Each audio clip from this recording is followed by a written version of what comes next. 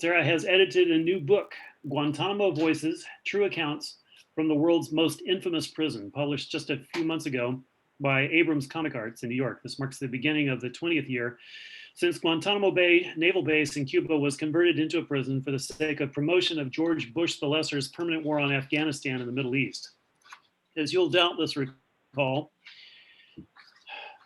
the explosions and the biological warfare stunts following September 11th, 2001 were used by the Bush-Cheney administration to polarize and militarize the US population following the fall of the Iron Curtain and the potentially disastrous threat to the military-industrial complex of a complete void of substantial, credible, and targetable enemies.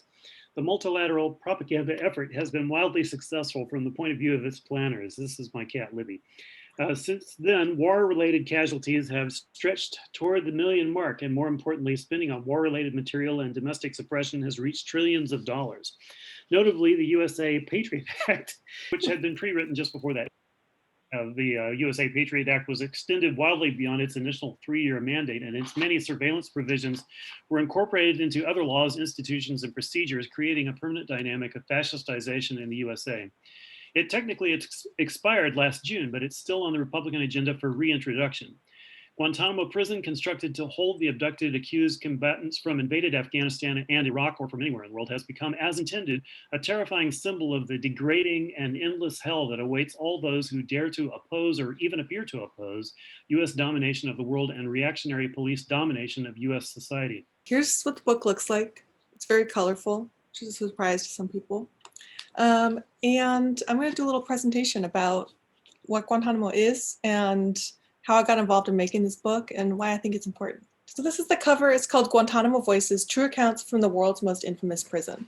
And this book is a collection of illustrated oral histories. So it's comics, and it's a form of comics journalism, which means that these are all real life stories based on interviews that I did, where I took the transcripts of interviews with 10 different people who have spent time at Guantanamo in different capacities.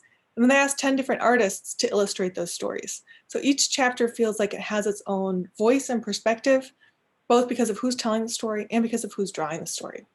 And I started out the book with this quote from the US Constitution and from the Geneva Conventions.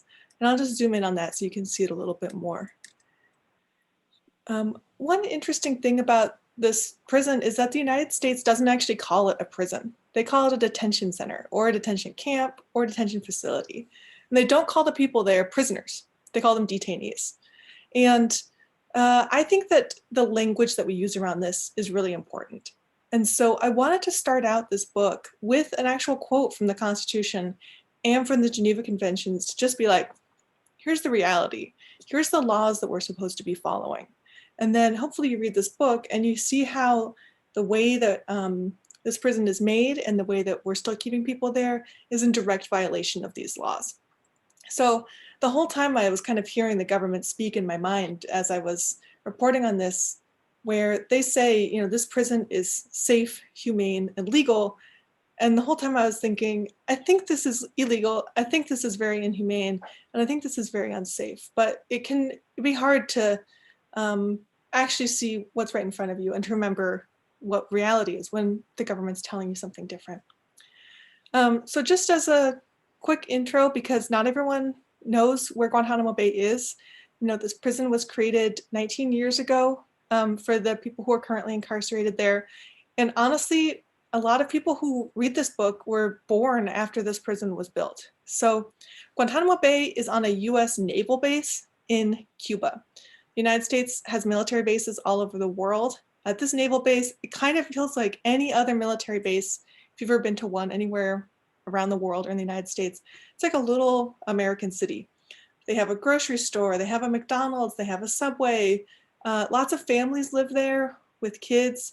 There's a whole bunch of people that live there doing various jobs, and the prison is one part of that. So to me, it feels like a really surreal version of any city in the United States that has a big prison right outside of it. So here on the mainland, we like to keep prisons invisible. That's the government's plan for prisons, is to keep them out of sight, out of mind. And Guantanamo is a real extension of that same thinking, putting it literally out of sight, as hard as it can be to get to, on another nation's soil, so that we don't think of it as a real place. And as I'll talk about, one of the big goals with writing this book was to make Guantanamo real for people, was to make Americans recognize this is a real place full of real people, even though the government has tried to make it invisible. It's a place that you can actually go see and feel. These illustrations are by artist Nomi Kane. They're infographics that start the book. I'm not going to share all the sources here. You can read them in the book if you want to fact check them. But it was actually really hard to even get basic information about Guantanamo. So since 2002, the United States has incarcerated 779 people there that we know of. There might be other people that we don't know about. And it's not clear how many juveniles, for example, have been in that prison. The reports differ between 15 and 23 people under the age of 18 have been held in the prison. One thing to know is that almost all of the people who were put in Guantanamo are Muslim men. So out of the 779 people who've been held there, 778 are Muslim men. And they're all not US citizens. So they're citizens of countries all over the world. That's really important to know because I think what we see at Guantanamo is a real intersection of Islamophobia, racism, and xenophobia. So if these men who are held in that prison were white Catholics from France, we would treat this very differently. You know, if they were American white Protestants, we would think of this very differently. The fact that we've been able to create an entirely different system that we call justice and keep people in prison for, you know, almost 2 decades now, you have to ask why. And when you dig, the answer you get to that why is really wrapped up in who these people are and how our government has dehumanized them because of their religion, because of their race and ethnicity, and because of the countries that they come from. Another important thing to know is that it's really, really expensive to run this prison. At the time that I was there were 1,800 people working at the prison and 45 people currently incarcerated there. So all those dollars just going to keep this place open every year. Another important thing to know is how people got there. There's a real one, probably the biggest misconception I hear about Guantanamo is that the people who are imprisoned there must have faced some kind of trial already. You know, that they're in there for a reason is the phrase you hear. And unfortunately, most of the people who are in the prison are there because the United States paid bounties, like cash money to people to turn in individuals that they thought could potentially be associated with Al-Qaeda or with other terrorist organizations. This led to a real kind of like money grab where people wound up turning in anyone who was vulnerable in their society. So students who were studying abroad in countries who didn't know any people there, they got turned in. People turned in their political rivals, their rivals for land, just people they didn't like, because in exchange they received a whole lot of money. So that's something to just keep in mind when you're thinking about Guantanamo, is that we actually like paid to put people in the prison. And we didn't do any kind of hearing before sending them there. Okay, something I always think about when talking to Americans is that Guantanamo is really a disgrace to the world. Guantanamo is condemned around the world as an illegal prison and a massive violation of human rights and international law. Other countries have started accountability processes for their role in keeping this prison open and for sending people there. For example, we saw that Poland has paid reparations to Guantanamo detainees who were tortured on their soil. Obviously, this is far from perfect, but at least in this case, you see a government saying, this was wrong, we shouldn't have participated in this, we're gonna do something to try and move forward here. We also see that France has started putting American military leaders on trial. This is General Jeffrey Miller, who was in charge of the operation at Guantanamo Bay, and who a lot of people say is one of the prime people responsible for setting up a torture program there. France called him to be on trial. They gave him a subpoena He didn't show up. They wound up having an empty chair in the courtroom. And I think that that's really representative of how the United States approaches Guantanamo in general. We don't show up. We don't really care. Here in the United States, it's really hard to get people to even care about this. That's the main challenge that I've found as a journalist reporting on Guantanamo is apathy. Is it falling off of people's radar, of it being hard to even get people to not only understand what's happening there, but to care about, to see why it matters. There's so many terrible things in our society. There's so many problems every week. Feels like another disaster on top of another disaster. So it's been really hard to get people to care about this specific disaster. And of course, we've really bought into this idea that the government sold us. I think as a country, as a people, it's easier to believe what the government said about Guantanamo, that it was set up as a prison for the worst of the worst terrorists around the world who are threatening American lives, and that the operation that continues today is safe, humane, and legal. That's a phrase you'll hear a lot around Guantanamo. That's actually the slogan of the Joint Task Force Command at the base. This is what they say. This is from their website today about the operation that they're launching, that they're running in Guantanamo. It's safe, humane, and legal. So instead of condemning Guantanamo, many Americans have actually come to accept it as normal, as okay, and it's helped change our entire cultural stance toward torture and imprisonment in a really bad way. So the government told us that justified this prison, and we believed their story and believe that story as a country. Today, it's really sad, but Americans are more okay with torture now than we were at the beginning of the Obama administration. And so here's two numbers that I found from some research, but that Americans are shifting toward being more accepting of torture. And this is, you can see a direct line from what the government said and the policies it instituted around Guantanamo, saying we need to torture people there. And Americans starting to believe that. It's reinforced by shows such as 24 or other shows that involve the police, where they torture people who are accused of crimes and get the information that they need. That really sends the message of torture works, it's okay. Here's a little chart from the Pew Research Center about who thinks torture is acceptable. This was from a survey that was done in 2016, it was published in 2017. So you can see here that not everyone is buying this line. You can see that support for torture is significantly higher among white people, among conservative Republican people, and among men. So I always think, how do we change this? You know, how do we get people to care about this absolute human rights crisis that has occurred during our lifetimes? How do we get people to understand that torture is never okay? And that being indefinitely imprisoned without trial is a form of torture? How do we change the narratives that the government has sold us and get people to really understand and care about them? The way that I approach doing that is through changing our culture by changing the stories that we tell about ourselves. This is a quote I really love from attorney Rabia Chowdhury, who helped advocate for the prisoner Adnan Syed, as was documented in the podcast Serial.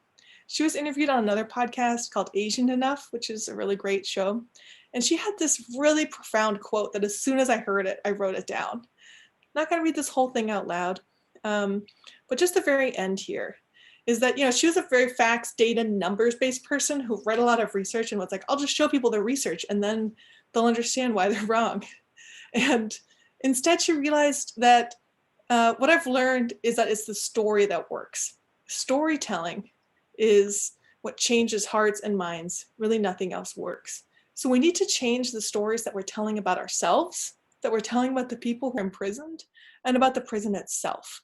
If we can change those stories from the narratives that the government has sold us, then we can change the way that people understand this place and hopefully lead to a future that looks different than it does today.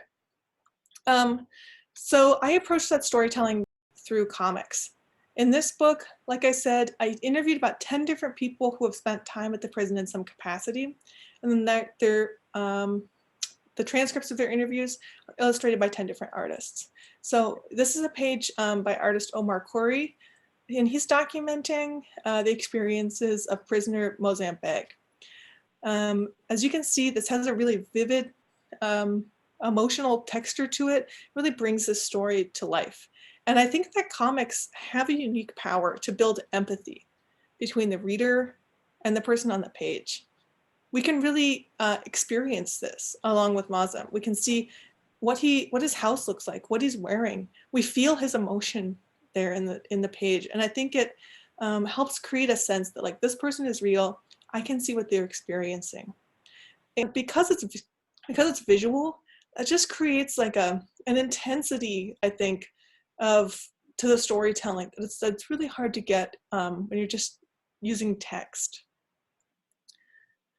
Here's another page. So this is by, the artist is Gerardo Alba, and the subject of this chapter is Mark Fallon, who was an NCIS officer, was actually charged with setting up and like running the interrogation program at Guantanamo when the prison very first opened in 2002. And he very quickly became disillusioned and has actually spent the rest of his career advocating against the use of torture. So one other thing I love about comics is that you can fit so much information onto a page really seamlessly. The stuff, all the stuff around Guantanamo is really complicated. We're talking about absolutely made up legal proceedings. We're talking about, decades worth of history, lots of different personalities, multiple presidential administrations, and the lives of 780 people and their families. So comics is a really good way to try and get that information across in a way that doesn't feel totally overwhelming. I'll show you one more page from his chapter. I think you can really see here just how he might have felt in this moment. You get a feeling of confusion. There's a lot of negative space on this page, meaning empty space, where you can kind of just sit and feel what he might be feeling. And I'll show you one more. This is the story of attorney Alka Pradhan, and it's drawn by Tracy Chawan. And I just think this is such gorgeous illustration here. Tracy's style really feels like a vivid woodcut.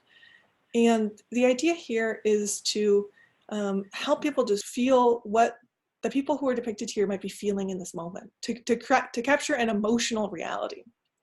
And in the case of Guantanamo, comics are really essential to getting around the censorship of the place. So the government really tightly controls all the information that comes in and out of Guantanamo. You're not allowed to take a lot of photos there. The prisoners who have been there are not allowed to talk to media. They're only allowed to talk to their attorneys. So this scene is depicting a scene where Alka is meeting one of her clients for the first time. And because we don't have access as journalists to be able to interview these men or to be able to take photographs of them or to even see exactly how they're living except on a media tour, comics can help bridge that gap because we can take all the information that we do have, all these interviews that I did, as well as every photo I could get my hands on. I can give that to the artists, and then they can fill in the gaps with their creativity. So imagining what it would look like to walk into a room and to see the man that you're representing for the first time. We don't actually know what that looks like because we don't have photographic evidence because we're not allowed to, but comics can help kind of bridge that gap to create this emotional reality and connect with the reader. Here's one more page from her chapter. I also think that comics are important at reaching all different kinds of audiences. So there's probably, more than a dozen books written about Guantanamo. But I wanted to write something that people who didn't know anything about the prison at all, maybe people who were born after it had started, would be able to read and understand and would be interested in picking up. So that's part of why I chose this this color palette for the book I call a sunset tones color palette that's really inviting, because I wanted people to feel like they could pick this up, and even though it's a really dark and horrible story, the colors help draw you in and are bright and light enough to keep you going. so you're not just completely overwhelmed by the horror of it and shut down. For me, the most important thing is that people actually read this book and hopefully get to the end of it instead of saying like, oh, this is too hard to read, this is too hard to face. I think that that's something that happens in our society where people say, oh, there's never like a good time to talk about this really depressing subject, so then we just don't talk about it. And I wanted to make it a little bit easier for people to talk about Guantanamo and to invite them to pick this up and read it and think about it in their lives. And comics are a really good tool for that. People might pick up a comic who wouldn't pick up a big dense history book about a topic. So I want to talk a little bit about how I got involved in writing about Guantanamo.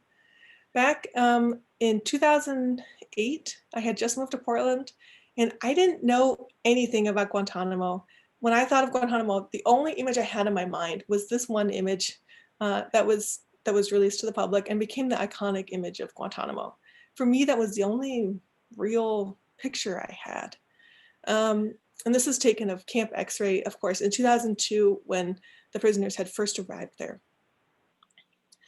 But in 2008, I met by chance a veteran who had served there. This is Chris Arendt, who was part of the Michigan National Guard that deployed to Guantanamo.